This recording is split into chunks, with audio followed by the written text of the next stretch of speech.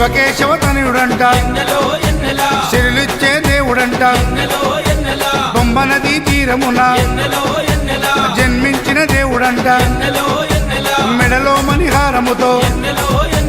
పందల రాజుకు దొరికి మణికంఠుడాయనమ్మ మహిమగల్ల దేవుడమ్మ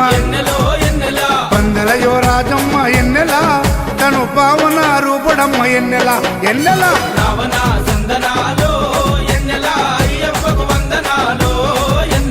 రావణ సందనాలో ఎన్నెల మణికంఠకు వందనాలో ఎన్నెల